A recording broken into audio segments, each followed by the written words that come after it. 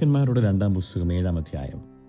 അപ്പോൾ എലീശ, യഹോവയുടെ അരുളപ്പാട് കേൾപ്പിൻ, നാളെ ഈ നേരത്ത് ശമര്യയുടെ പടിവാതിൽക്കൽ ശേക്കേലിന് 1 സെയാ ഗോതമ്പ് മാവും ശേക്കേലിന് 2 സെയാ യവവും വിൽക്കും എന്ന് യഹോവ അരുളി ചെയ്യുന്നു എന്ന് പറഞ്ഞു.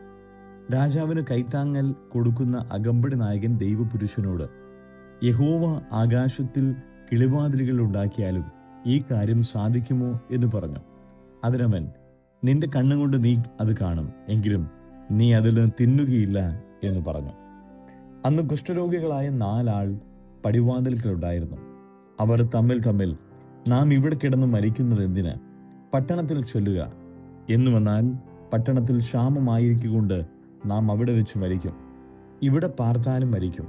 അതുകൊണ്ട് വരിക, നമുക്ക് അരാമ്യ പാളയത്തിൽ പോകാം. അവർ നമ്മെ ജീവനോടെ വെച്ചാൽ നാം ജീവിച്ചിരിക്കും, അവർ നമ്മെ കൊന്നാൽ നാം മരിക്കുകയുള്ളൂ എന്ന് പറഞ്ഞു. അങ്ങനെ അവർ അരാം പാളയത്തിൽ പോകുവാൻ സന്ധ്യാസമയത്ത് പുറപ്പെട്ട് അരാം പാളയത്തിൻ്റെ അറ്റത്ത് വന്നപ്പോൾ അവിടെ ആരെയും കാണാനില്ല. കർത്താവ് അരാമ്യ സൈന്യത്തെ രഥങ്ങളുടെയും കുതിരകളുടെയും മഹാസൈന്യത്തിൻ്റെയും ആരവം കേൾപ്പിച്ചിരുന്നത് കൊണ്ട് അവർ തമ്മിൽ ഇതാ നമ്മുടെ നേരെ വരേണ്ടതിന് ഇസ്രായേൽ രാജാവ് ഹിത്യ രാജാക്കന്മാരെയും മിസ്രയീം രാജാക്കന്മാരെയും നമുക്ക് വിരോധമായി കൂലിക്ക് വാങ്ങിയിരിക്കുന്നു എന്ന് പറഞ്ഞു. അതുകൊണ്ട് അവർ സന്ധ്യാസമയത്ത് തന്നെ എഴുന്നേറ്റ് ഓടിപ്പോയി. കൂടാരങ്ങൾ, കുതിരകൾ, കഴുതകൾ എന്നിവയെ പാളയത്തിൽ ഇരുന്ന പാടെ ഉപേക്ഷിച്ച് ജീവരക്ഷയ്ക്കായി ഓടിപ്പോയി. ആ കുഷ്ഠരോഗികൾ പാളയത്തിൻ്റെ അറ്റത്ത് എത്തി ഒരു കൂടാരത്തിനകത്ത് കയറി തിന്നു കുടിച്ച ശേഷം അവിടെ നിന്ന് വെള്ളിയും പൊന്നും വസ്ത്രങ്ങളും എടുത്തുകൊണ്ട് പോയി ഒളിച്ചു വെച്ചു. മടങ്ങി വന്ന് മറ്റൊരു കൂടാരത്തിനകത്ത് കയറി അതിൽ നിന്നും എടുത്തുകൊണ്ടുപോയി ഒളിച്ചു വെച്ചു. പിന്നെ അവർ തമ്മിൽ നാം ചെയ്യുന്നത് ശരിയല്ല, ഇന്ന് സദ്വർത്തമാനം ദിവസമല്ലോ, നാമോ മിണ്ടാതിരിക്കുന്നു. നേരം പുലരും വരെ നാം താമസിച്ചാൽ നമുക്ക് കുറ്റം വരും. ആകയാൽ വരുവിൻ, നാം ചെന്ന് രാജധാനിയിൽ അറിവ് കൊടുക്ക എന്ന് പറഞ്ഞു. അങ്ങനെ അവർ പട്ടണവാതിൽക്കൽ ചെന്ന് കാവൽക്കാരനെ വിളിച്ച്, ഞങ്ങൾ അരാം പാളയത്തിൽ പോയിരുന്നു, അവിടെ ഒരു മനുഷ്യനുമില്ല, ഒരു മനുഷ്യന്റെ ശബ്ദം കേൾപ്പാനുമില്ല. കുതിരകളും കഴുതകളും കെട്ടിയിരിക്കുന്ന പാടെ നിൽക്കുന്നു, കുതിരകളും അപ്പാടെ തന്നെ ഇരിക്കുന്നു എന്ന് പറഞ്ഞു. അവൻ കാവൽക്കാരെ വിളിച്ചു. അവർ അകത്ത് രാജധാനിയിൽ അറിവ് കൊടുത്തു. രാജാവ് രാത്രിയിൽ തന്നെ എഴുന്നേറ്റ് ഭൃത്യന്മാരോട്, അരാമ്യർ നമ്മോട് ഇച്ഛെയ്തത് എന്തെന്ന് ഞാൻ പറഞ്ഞു തരാം, നാം വിശന്നിരിക്കുകയാകുന്നു എന്ന് അവർ അറിഞ്ഞിട്ട് അവർ പട്ടണത്തിൽ നിന്ന് പുറപ്പെട്ടു വരും. അപ്പോൾ നമുക്ക് അവർ ജീവനോടെ പിടിക്കുകയും പട്ടണത്തിൽ കടക്കുകയും ചെയ്യാം എന്നുറച്ച് അവർ പാളയം വിട്ടുപോയി വയലിൽ ഒളിച്ചിരിക്കുകയാകുന്നു എന്ന് പറഞ്ഞു. അതിന് അവൻ്റെ ഭൃത്യന്മാരിൽ ഒരുത്തൻ, പട്ടണത്തിൽ ശേഷിപ്പുള്ള കുതിരകളിൽ 5 കൊണ്ടുവരട്ടെ, നാം ആളയച്ചു നോക്കിക്കണം. അവർ ഇവിടെ ശേഷിച്ചിരിക്കുന്ന ഇസ്രായേലിലെ സകല പുരുഷാരവും നശിച്ചു പോയിരിക്കുന്ന ഇസ്രായേലിലെ സകല പുരുഷാരവും എന്ന പോലെ ഇരിക്കും എന്ന് ഉത്തരം പറഞ്ഞു. അങ്ങനെ അവർ 2 രഥം കുതിരയെ കെട്ടിക്കൊണ്ടുവന്നു. രാജാവ് അവയെ അരാമ്യ സൈന്യത്തിന്റെ പിന്നാലെ അയച്ചു. നിങ്ങൾ ചെന്ന് നോക്കുവിൻ എന്ന് കൽപ്പിച്ചു. അവർ യോർദാൻ വരെ അവരുടെ പിന്നാലെ ചെന്നു. എന്നാൽ അരാമ്യർ തത്രപ്പാടിൽ എറിഞ്ഞുകളഞ്ഞ വസ്ത്രങ്ങളും മറ്റു സാധനങ്ങൾ കൊണ്ട് വഴിയൊക്കെയും നിറഞ്ഞിരുന്നു.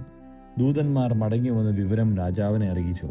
അങ്ങനെ ജനം പുറപ്പെട്ട് അരാം പാളയം കൊള്ളയിട്ടു. യഹോവയുടെ വചനപ്രകാരം അന്ന് ശേക്കലിന് 1 സെയാ ഗോതമ്പ് മാവും ശേക്കലിന് 2 സെയാ യവവും വിറ്റു. രാജാവ് തനിക്ക് കൈത്താങ്ങൽ കൊടുക്കുന്ന അകമ്പടി നായകനെ വാതിൽക്കൽ വിചാരകനായി നിയമിച്ചിരുന്നു. ജനം അവനെ ചവിട്ടിക്കളഞ്ഞു. രാജാവ് ദൈവപുരുഷന്റെ അടുക്കൽ വന്നപ്പോൾ അവൻ പറഞ്ഞിരുന്നതുപോലെ അവൻ മരിച്ചുപോയി. നാളെ ഈ നേരത്ത് ശമര്യരുടെ പടിവാതിൽക്കൽ ശേക്കലിന് 2 സെയാ യവവും ശേക്കലിന് 1 സെയാ ഗോതമ്പ് മാവും വിൽക്കുമെന്ന് ദൈവപുരുഷൻ രാജാവിനോട് പറഞ്ഞപ്പോൾ ഈ അകമ്പടി നായകൻ ദൈവപുരുഷനോട്, യഹോവ ആകാശത്തിൽ കിളിവാതിലുകൾ ഉണ്ടാക്കിയാലും ഈ വാക്കുപോലെ സംഭവിക്കുമോ എന്ന് ഉത്തരം പറഞ്ഞു. അതിനവൻ, നിന്റെ കണ്ണുകൊണ്ട് നീ അത് കാണും, എങ്കിലും നീ അതിൽ നിന്ന് തിന്നുകയില്ല എന്ന് പറഞ്ഞിരുന്നു. അവണ്ണം തന്നെ അവന് ഭവിച്ചു. പടിവാതിൽക്കൽ വെച്ച് ജനം അവനെ ചവിട്ടിക്കളഞ്ഞു. അവൻ മരിച്ചുപോയി. 2 രാജാക്കന്മാർ 8-ാം അധ്യായം. അനന്തരം എലീശ താൻ മകനെ ജീവിപ്പിച്ചു കൊടുത്തിരുന്ന സ്ത്രീയോട്, നീ നിന്റെ ഭവനവും പുറപ്പെട്ട് എവിടെയെങ്കിലും പരദേശവാസം ചെയ്തുകൊള്ളുവിൻ. യഹോവ ഒരു ക്ഷാമം വരുത്തുവാൻ പോകുന്നതു, അത് 7 സംവത്സരം ദേശത്തുണ്ടായിരിക്കും എന്ന് പറഞ്ഞു. ആ സ്ത്രീ എഴുന്നേറ്റ് ദൈവപുരുഷൻ പറഞ്ഞതുപോലെ ചെയ്തു. അവളും ഭവനവും ഫിലിസ്ത്യ ദേശത്തേക്ക് പോയി 7 സംവത്സരം പരദേശവാസം ചെയ്തു. 7 സംവത്സരം കഴിഞ്ഞിട്ട് അവൾ ഫിലിസ്ത്യ ദേശത്തു നിന്ന് മടങ്ങി വന്നു. പിന്നെ അവൾ തൻ്റെ വീടും നിലവും സംബന്ധിച്ച് രാജാവിനോട് സങ്കടം ബോധിപ്പിപ്പാൻ ചെന്നു. അന്നേരം രാജാവ് ദൈവപുരുഷന്റെ ബാല്യക്കാരനായ ഗേഹസിയോട് സംസാരിക്കുകയും എലീശ ചെയ്ത വൻ കാര്യങ്ങളൊക്കെയും നീ എന്നോട് വിവരിച്ചു പറക എന്ന് കൽപ്പിച്ചു. മരിച്ചുപോയവനെ ജീവിപ്പിച്ച വിവരം അവൻ രാജാവിനെ കേൾപ്പിക്കുമ്പോൾ തന്നെ അവൻ മകനെ ജീവിപ്പിച്ചു കൊടുത്തിരുന്ന സ്ത്രീ വന്ന് തൻ്റെ വീടും നിലവും സംബന്ധിച്ച് രാജാവിനോട് സങ്കടം ബോധിപ്പിച്ചു. അപ്പോൾ ഗേഹസി, യജമാനായ രാജാവേ, ഇവൾ തന്നെ ആ സ്ത്രീ, എലീശ ജീവിപ്പിച്ചു കൊടുത്ത മകൻ ഇവൻ തന്നെ എന്ന് പറഞ്ഞു. രാജാവ് സ്ത്രീയോട് ചോദിച്ചപ്പോൾ അവളും അത് വിവരിച്ചു പറഞ്ഞു. രാജാവ് ഒരു ഉദ്യോഗസ്ഥനെ നിയമിച്ചു. അവൾക്കുണ്ടായിരുന്നതൊക്കെയും അവൾ ദേശം വിട്ടുപോയ നാൾ മുതൽ ഇതുവരെയുള്ള നിലത്തിൻ്റെ ആദായവും അവൾക്ക് കൊടുപ്പിക്കണം എന്ന് കൽപ്പിച്ചു. അനന്തരം എലീശ ദമ്മേശേക്കിൽ ചെന്ന് അന്ന് അരാം രാജാവായ ബെൻ ഹദദ് ദീനം പിടിച്ചു കിടക്കുകയായിരുന്നു. ദൈവപുരുഷൻ വന്നിട്ടുണ്ട് എന്ന് അവന് അറിവ് കിട്ടി. രാജാവ് ഹസായേലിനോട് ഒരു സമ്മാനം എടുത്തുകൊണ്ട് ദൈവപുരുഷനെ ചെന്ന് കണ്ട്, ഈ ദീനം മാറി എനിക്ക് സൗഖ്യം വരുമോ എന്ന് അവൻ മുഖാന്തരം യഹോവയോട് ചോദിക്കുക എന്ന് പറയുക. അങ്ങനെ ഹസായേൽ ദമ്മേശേക്കിലെ വിശേഷ വസ്തുക്കളിൽ നിന്നൊക്കെയും എടുത്ത് 40 ഒട്ടക ചുമടുമായി അവനെ ചെന്ന് കണ്ട് അവൻ്റെ മുമ്പിൽ നിന്ന്, നിന്റെ മകൻ അരാം രാജാവായ ബെൻ ഹദദ് എന്നെ നിന്റെ അടുക്കൽ അയച്ചു. ഈ ദീനം മാറി എനിക്ക് സൗഖ്യം വരുമോ എന്ന് ചോദിക്കുന്നു എന്ന് പറഞ്ഞു. അതിന് എലീശ, നീ ചെന്നവനോട് നിനക്ക് നിശ്ചയമായിട്ട് സൗഖ്യം വരും എന്ന് പറയുക. എന്നാൽ അവൻ നിശ്ചയമായി മരിച്ചു പോകുമെന്ന് യഹോവ എനിക്ക് വെളിപ്പെടുത്തി തന്നിരിക്കുന്നു എന്ന് പറഞ്ഞു. പിന്നെ അവന് ലജ്ജ തോന്നുവോളം അവൻ കണ്ണു പറിക്കാതെ അവനെ ഉറ്റുനോക്കി. ദൈവപുരുഷൻ കരഞ്ഞു. യജമാനൻ കരയുന്നത് എന്ത് എന്ന് ഹസായേൽ ചോദിച്ചതിന് അവൻ, നീ ഇസ്രായേൽ മക്കളോട് ചെയ്യുവാനിരിക്കുന്ന ദോഷം ഞാൻ അറിയുന്നത് കൊണ്ട് തന്നെ നീ അവരുടെ ദുർഗതികളെ തീയിട്ട് ചുടുകയും അവരുടെ യൗവനക്കാരെ വാൾ കൊണ്ട് കൊല്ലുകയും അവരുടെ കുഞ്ഞുങ്ങളെ അടിച്ചു തകർക്കുകയും അവരുടെ ഗർഭിണികളെ പിളർക്കുകയും ചെയ്യും എന്ന് പറഞ്ഞു. ഈ മഹാകാര്യം ചെയ്യുവാൻ നായായിരിക്കുന്ന അടിയന് എന്തുമാത്രമുള്ളൂ എന്ന് ഹസായേൽ പറഞ്ഞതിന് എലീശ, നീ അരാമിൽ രാജാവാകും എന്ന് യഹോവ എനിക്ക് വെളിപ്പെടുത്തി തന്നിരിക്കുന്നു എന്ന് പറഞ്ഞു. അവൻ എലീശയെ വിട്ടു പുറപ്പെട്ട് തൻ്റെ യജമാന്റെ അടുക്കൽ വന്നപ്പോൾ, എലീശ നിന്നോട് എന്തു പറഞ്ഞു എന്നവൻ ചോദിച്ചു. നിനക്ക് നിശ്ചയമായി സൗഖ്യം വരും എന്നവൻ എന്നോട് പറഞ്ഞു എന്ന് അവൻ ഉത്തരം പറഞ്ഞു. പിറ്റേന്നാൾ അവൻ ഒരു കമ്പിളിയെടുത്തു വെള്ളത്തിൽ മുക്കി അവൻ്റെ മുഖത്തിട്ടു. അതിനാൽ അവൻ മരിച്ചുപോയി. ഹസായേൽ അവന് പകരം രാജാവായി തീർന്നു. ഇസ്രായേൽ രാജാവായ ആഹാബിൻ്റെ മകനായ യോരാമിൻ്റെ 5-ാം ആണ്ടിൽ യഹോഷഫാത്ത് യഹൂദയിൽ രാജാവായിരിക്കുമ്പോൾ തന്നെ യഹൂദ രാജാവായ യഹോഷഫാത്തിൻ്റെ മകൻ യഹോരാം രാജാവായി. അവൻ വാഴ്ച തുടങ്ങിയപ്പോൾ അവന് 32 വയസ്സായിരുന്നു. അവൻ 8 സംവത്സരം യെരൂശലേമിൽ വാണു. ആഹാബിൻ്റെ മകൾ അവന് ഭാര്യയായിരുന്നതുകൊണ്ട് അവൻ ആഹാബിൻ്റെ ഗ്രഹം ചെയ്തതുപോലെ ഇസ്രായേൽ രാജാക്കന്മാരുടെ വഴിയിൽ നടന്ന് യഹോവയ്ക്ക് അനിഷ്ടമായുള്ളത് ചെയ്തു. എങ്കിലും യഹോവ തൻ്റെ ദാസനായ ദാവീദിനോട് അവനും അവൻ്റെ മക്കൾക്കും എന്നേക്കും ഒരു ദീപം നൽകുമെന്ന് വാഗ്ദത്തം ചെയ്തിരുന്നതുകൊണ്ട് അവൻ്റെ നിമിത്തം യഹൂദയെ നശിപ്പിക്കാൻ തനിക്ക് മനസ്സായില്ല. അവൻ്റെ കാലത്ത് ഏദോമ്യർ യഹൂദയുടെ മേലധികാരത്തോടെ മത്സരിച്ച് തങ്ങൾക്ക് രാജാവിനെ വാഴിച്ചു. അപ്പോൾ യഹോരാം സകല രഥങ്ങളുമായി സായിരിലേക്ക് ചെന്ന്, എന്നാൽ രാത്രിയിൽ അവൻ എഴുന്നേറ്റ് തന്നെ വളഞ്ഞിരുന്ന ഏദോമിരെയും രഥനായകന്മാരെയും തോൽപ്പിച്ചു. ജനം തങ്ങളുടെ കൂടാരങ്ങളിലേക്ക് ഓടിപ്പോയി. അങ്ങനെ ഏദോമ്യർ യഹൂദയുടെ മേലാധികാരത്തോട് ഇന്നുവരെ മത്സരിച്ച് നിൽക്കുന്നു. ആ കാലത്ത് തന്നെ ലിബ്നയും മത്സരിച്ചു. യഹോരാമിൻ്റെ മറ്റുള്ള വൃത്താന്തങ്ങളും അവൻ ചെയ്തതൊക്കെയും യഹൂദ രാജാക്കന്മാരുടെ വൃത്താന്ത പുസ്തകത്തിൽ എഴുതിയിരിക്കുന്നുവല്ലോ.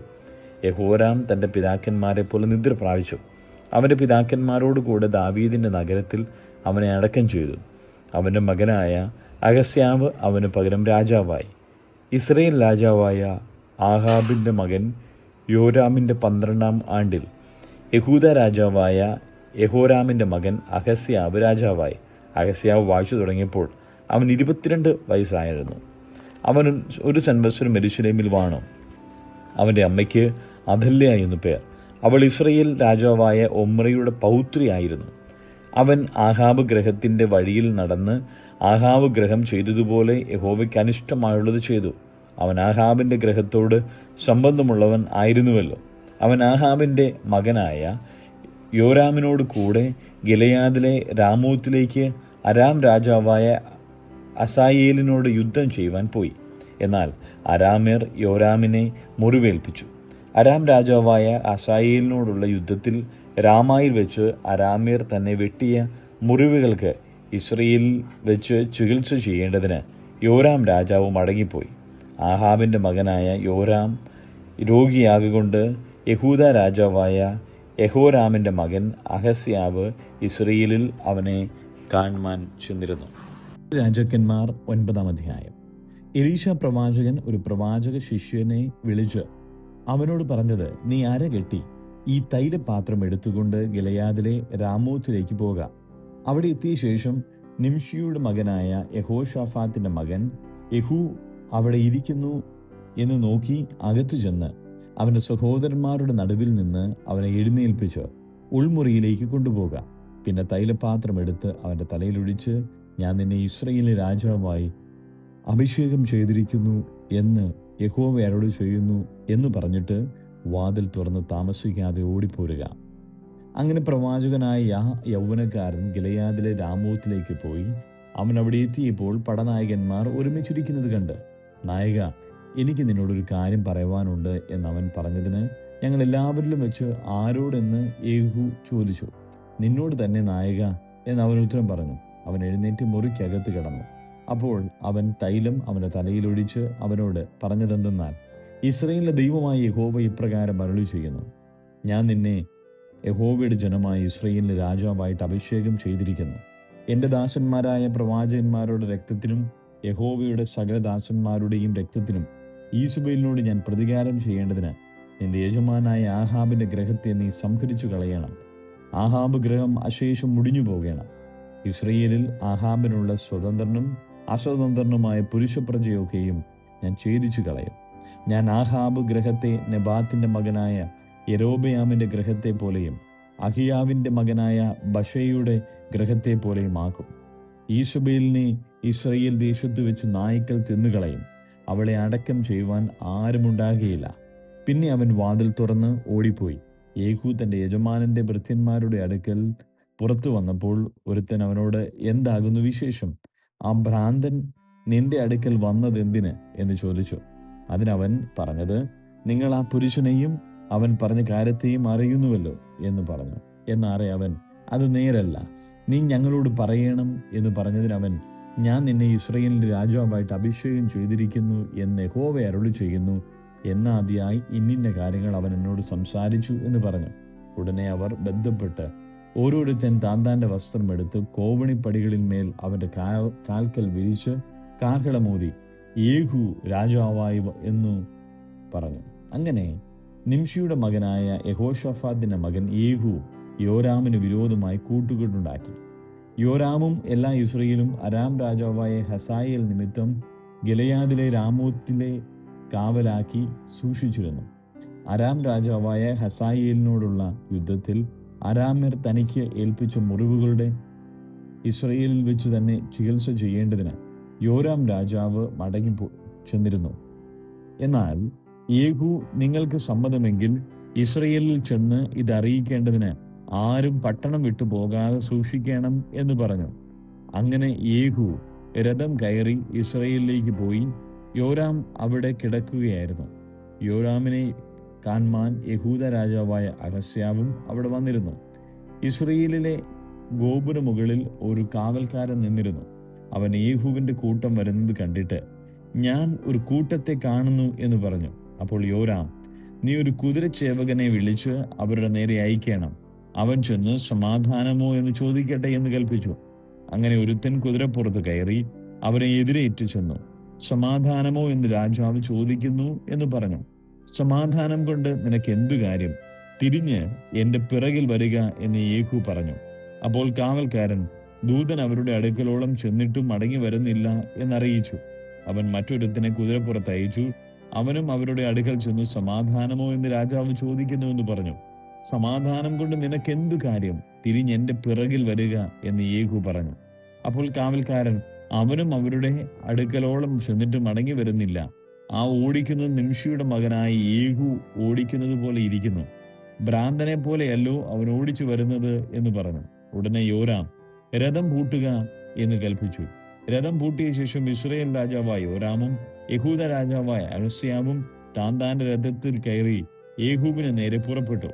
ഇസ്രായേലിനായ നാബൂത്തിന്റെ നിലത്തിങ്കിൽ വെച്ച് അവനെ എതിരേറ്റു. യേഹൂബിനെ കണ്ടപ്പോൾ യോരാം, യേഹൂവേ, സമാധാനമോ എന്ന് ചോദിച്ചു. അതിന് യേഹൂ, നിന്റെ അമ്മയായ ഇസബേലിന്റെ പരസംഗവും ശുദ്രവും ഇത്ര അധികമായിരിക്കുന്നിടത്തോളം എന്തു സമാധാനം എന്ന് ചോദിച്ചു. അപ്പോൾ യോരാം രഥം തിരിച്ചു ഓടിച്ചുകൊണ്ട് അഹസ്യാവോട്, അഹസ്യാവേ, ഇത് ദ്രോഹം എന്ന് പറഞ്ഞു.